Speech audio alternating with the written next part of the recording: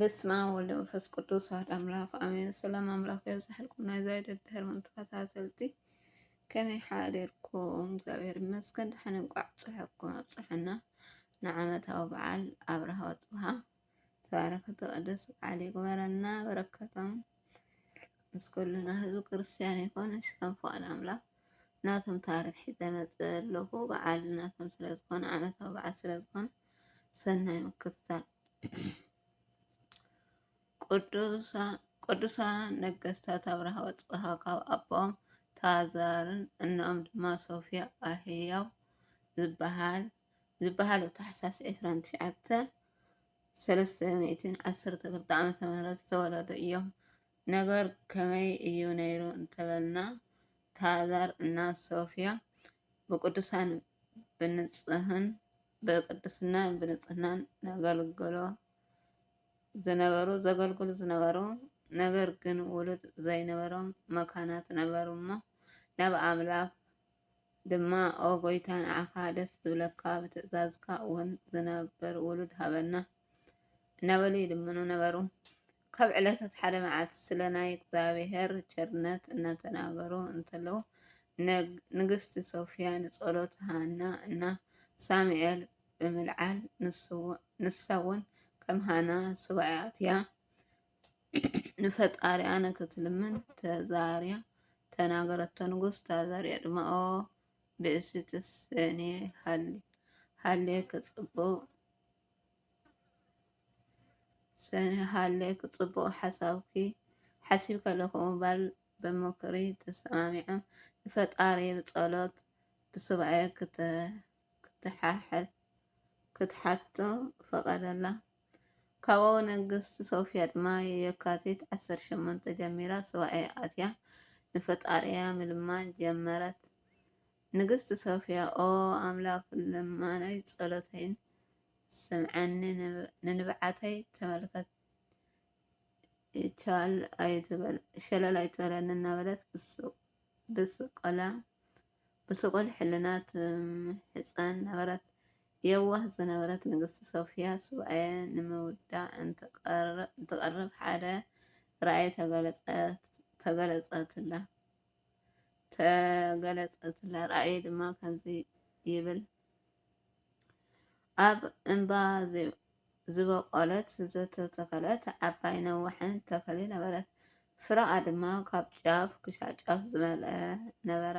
እቶም ጨናፍር ድማ ንምድሪ ዝከድኑ ነበሩ። ሓደ ሰብ ብርሃን ተከዲኑ ብርሃን ተጓንፂፉ ኣብ ኢዱ ድማ ተኣምራት ትእምርቲ መስቀል ዘለዎ ናይ ዘንጊ ወርቂ ሒዙ መፀ። ክልተ መሳልል ብምሓዝ ድማ ካብቲ ተክሊ ብፀጋምን ብየማንን ጠጠው ኣበሎም። ንግስቲ ሶፍያ ናይዚ ራእይ ምስጢር ክርዳኣ ስለዘይከኣለ ትጭንቅ ነበረት። ንግስቲ ሶፍያ ነዚ ምስጢር ክገልጸላ ናብ ኣምላክ ለመነት እሞ ዝለመንክዮ ዘይከኣል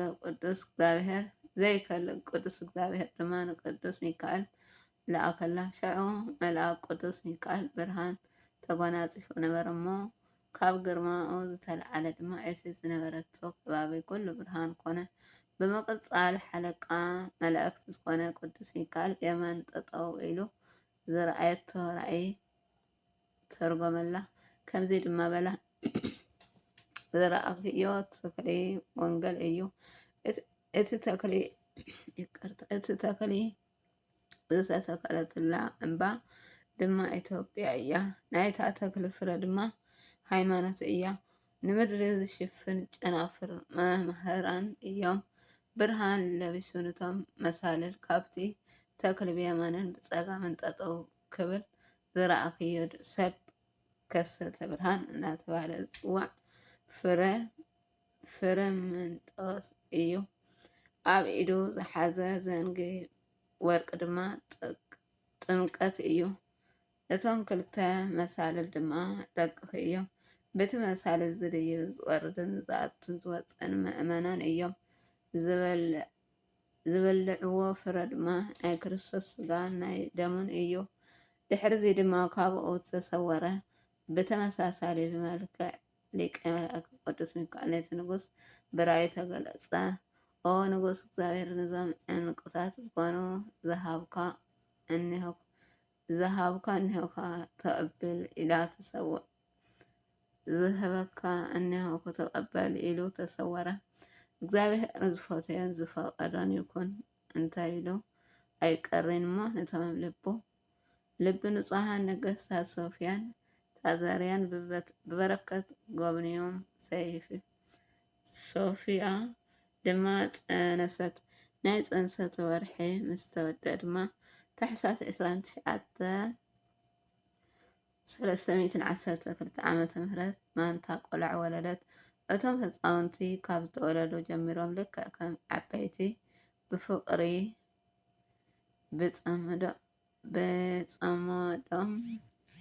ብፅምዶም ጡብ ናይ ኣዲኦምን እንኮ እናተባሃሉ እናተሓላለዩ ይወሃሃቡ ነይሮም። ከም ህፃናይ በኩር ነይሮም። ነገር ግን ይትባረክ እግዚአብሔር አምላክ አበውነ ናይ አቦታትና አምላክ እግዚአብሔር ይመስገን እናበሉ የመስግኑ ነይሮም። መፅሓፍ ኦሪት እናተምሃሩ ዓበዩ። ኣብ 12 ዓመቶም ናብ ቤተ መቅደስ ኣተዉ። ኣብ 70 ዓመቶም ድማ ኣቦኦም ታዘርያ ሰይፊ ኣርአድ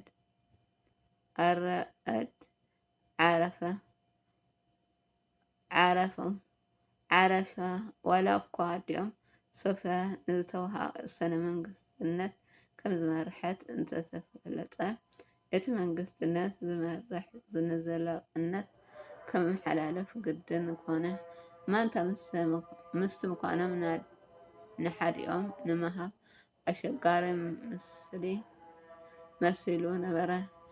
ነገር ግን ሰብ ዝሽገር ብፍቃድ ብሓሳብ እንትመርሕ እምበር ብፍቃድ እግዚአብሔር እንተኮይኑ መፍትሒኡ ካብ እግዚአብሔር እዩ እሞ ዝሽግር ኣይህልውን። እቲ ህዝቢ በቲ ግዜ ሊቀ ካህናት ዝነበሩ ፍቃድ እግዚአብሔር ጠይቀልና ብምባል ተማህፀኖም። እቲ ሊቀ ካህናት ዝነበረ ቤተ መቅደስ ብምእታው ጸለዩ። ኣምላኽ ልመንኡ ሰሚዑ ሊቀ መላእክት ቅዱስ ሚካኤል እቶም ክልተ ቆልዑ ኣብ ሓደ መንበር ኣቅምጥዎም ብምባል ነገሩ። እቶም ቆልዑ ካሊእ ንጉስ ደለዩ ንዓና ኣይግበአናን በሉ። እቶም ህዝቢ ድማ በዘይ ሓዘን ነገር ግን ፍቃድ እግዚአብሔር ስለዝነበረ መልአክ መፂኡ ኣብ ዝባንኩም ብዙሕ ስራሕ ክስራሕ እዩ ብኢድኩም ዓበይቲ ቤተ ክርስቲያን ከነፅ እዮ እሺ በሉ። ንሊቀ ካህናት ስምዑ በልዎም። ንሳቶም ድማ ብፍቃድ እግዚአብሔር ይኩን በሉ። ስርዓት ንግስናኦም ድማ ብድምቀት ብዓብይ ስርዓትን ከቢሩን ተፈፀመሎም። ስሙም ንግስንኦም ድማ ሲዛንያ ተባሂሎም ነገሱ። ኣብ ሓደ መንበር ከም ሓደ ሰብ ብምዃን ነገሱ። ብዘደንቕ ዘሐጉስ ጥበብ ድማ ንኢትዮጵያ ምምራሕ ጀመሩ። ብክፍኣት ንዝተልዓሎም ጸላኢ ድማ ኣይቅበሉን።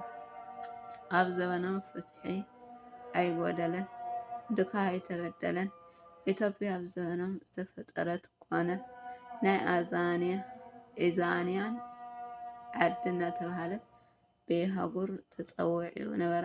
ኣብ ዘበኖም ዓመፅ ቅምኛ ኣይነበረን። ናይ ነገስታት ኢዛንያን ሲዛንያን ኣብርሃ ወፅበሃ ዜና ታሪኮም ብዙሕ ነዊሕን ዋላ እኮ እንተኾነ ንምሕፃር ዝኣክል ግን ኢዛንያ ሲዛንያን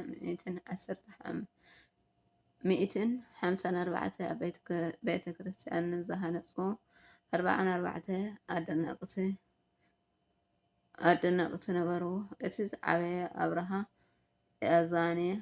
ኢዛንያ ብ1374 ዓመተ ምህረት ጥቅምቲ 4 ሰንበት መዓልቲ ዓርሱ ተቀበረ ድማ። ኣፅብሃ ሲዛንያ እውን ብምቅፃል ኣብ መሳልል ወርሒ